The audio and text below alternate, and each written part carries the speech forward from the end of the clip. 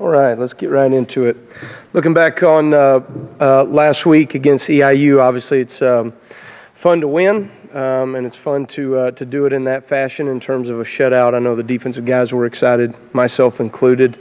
Probably, I'm very process-driven, and so for us as a defensive staff to just see, you obviously want to come away with a win, but to see our guys execute and stay focused and fix some of the things that we thought we left out there on the field against Ball State was probably the most encouraging thing. When you look at the game, obviously it's exciting to hold them to the amount of yardage we did, 116 total yards, 31 rushes for 52 yards, 1.7 yards per rush. All those things are really good. Probably some of the more important stats, got 9 negative plays, 3 of them being sacks. Gave up 0 explosives in the game. Outside of a fourth down stop, we only didn't have any takeaways, and that was certainly something that we hang our hat on here. Breaking a 19-game streak is something that we don't take lightly. I think our guys, as excited as they were to go out and execute, are very frustrated with the not getting a takeaway in that game, and so something that we will continue to harp on. They do come in bunches. And I think as much as the pride of having that is, the focus of moving forward and making sure that we try to accomplish that goal and getting takeaways every game is going to pay off for us, and it's going to win football games.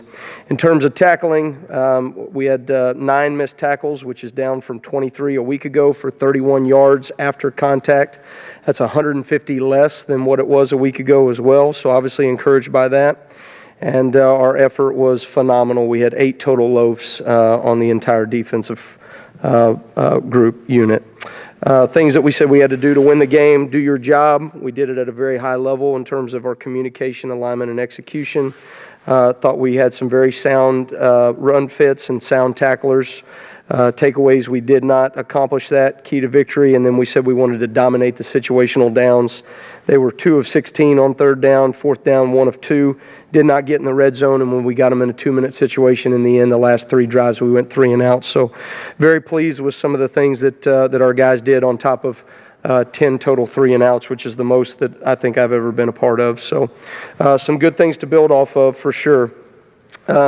Moving into Ohio State, it's an exciting week for our program, and I think anytime you look at a game like this, you have to recognize it as an opportunity. And that's all that we're guaranteed. That's all that we're given. But when you get an opportunity like this, you do everything that you can to make sure that you put yourself in position not to compete but to win. And that's exactly what we're going to do this week. And so when you look at Ohio State, the challenge is great. An offense that is scoring over 43 points a game. They're averaging just under 500 yards a game, 250 at 3 of those yards being on the ground.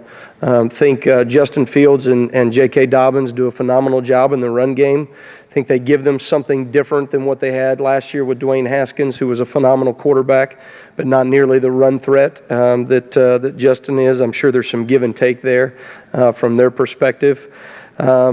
But for us, pretty exciting as we move forward into this week to kind of test what we believe that we've built here against an offensive line, running back core, and quarterback that they have at Ohio State. Questions? Coach, you and Coach Allen both have talked a lot, really all through August and the first couple of weeks, about how much better your run fits have been this year, especially compared to last year. Talk a little bit about when it's up against a team like Ohio State, is that the fact that you are that much better from a discipline standpoint and just a talent standpoint as to how much difference that can make? Yeah.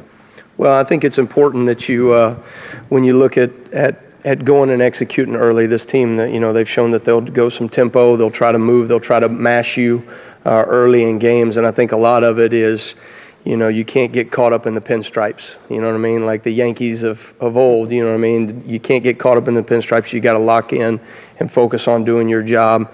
And, this group, I don't have to worry about that too much because they're very young and very hungry group in terms of who we are defensively. So some of these guys, they came here to win games like this. And so they've got their their sights fixed. Can't guarantee a win. I told them that this morning. We'll talk more about that this evening, but I can guarantee them the opportunity, and that's what they came here for Indiana to do. Two quick questions. Is this a game where you maybe don't rotate quite as much and go with more experience, go with your starters a little bit more than you have been? And what did James Head do this week to kind of earn that? I'm sorry, say that last part. James Head getting the defensive MVP, what did he do right this past Yeah, I weekend? mean, James, when you look at a game like we had, obviously so many guys executed at a very high level, but they didn't have a ton of plays in terms of overall. I thought for the amount of plays that he was in, he was very productive. We're seeing him take his game to another level in terms of his quickness. He's always been a bigger guy that we're developing. Even last season, he's one of our longer defensive ends that can get his hands on a tight end and create separation. But now he's learning to get off, make plays, and when he gets a one-on-one matchup on the outside, he's winning both in the run and pass game right now. So pretty pleased with the production of some of our young defensive ends. James Head certainly was the silver lining of last week. Hey, Coach, how do you feel like your scheme accounts for quarterbacks that take off, and how important is it going to be to kind of stay disciplined in that regard? Well, I think, certainly at any given moment, you got to focus on J.K. Dobbins and also on Justin Fields. And so, I think for what we do defensively, we've always had to deal with that. We've always had to build ourselves schematically around stopping the quarterback run game. I think they do some nice things in taking care of their quarterback, and yet at the same time getting him in some one-on-one matchups. They do a nice job of that. From our perspective, there's some things that we feel like that we're probably going to be able to take advantage of. And frankly, every time that guy has his hands on the ball, we're going to try to get some pretty good shots on him. Coach, obviously you have Peyton Ramsey and Mike Penix as dual threat type quarterbacks for your defense to play against in practice. But when you are preparing for a quarterback like Justin Fields, what are some possibilities as far as learning things about your own defense in game situations like that? You're saying what can we learn from this game about our defense? Yes. I'm hoping that we're really good. So I think when you play a team like this, right, when you play the best, this is the opportunity that these young defensive players have. And certainly, obviously make no bones about what the skill level and the firepower and really even the scheme that Ohio State has, I think is elite, at just about every level. And so I think for us as a coaching staff, for our players, a young, youthful group that's very hungry to take the next step in this program, we're excited to find out what this opportunity will present. DeMarcus Elliott's a guy who's coming from the JUCO ranks, starting a defensive tackle. What have you seen in the first two games gives you confidence to be able to hold up against an Ohio State offensive line? Yeah, I mean, what a great get, for DeMarcus. Sometimes you worry taking a guy late and how that will pan out, but obviously early on for us, he's panned out in a very big way. He's physical at the point of attack. Does a great job of holding point. He can get off and make plays. And again, we've talked about this before, but a lot of times when you look at an interior lineman, is he a plugger or a guy that can just hold a gap, or is he a guy that can actually make plays? DeMarcus Elliott's a guy that can make plays for us. He also does a really nice job when we get, we move quite a bit in our defense, obviously. So when we move laterally, he does a great job of pressing vertically versus pass, transitioning from that run mentality to a pass mentality. And he's a pretty gifted player and a very strong interior force. So him and Juan Harris have been truly difference makers for our interior D-line.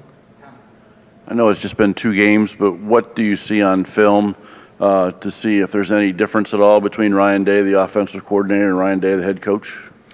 I don't know. I mean, I think from they do a lot of the similar things that they've done in the past. I think he does have a little bit more of a pro-style flair than maybe what they had under Urban Meyer.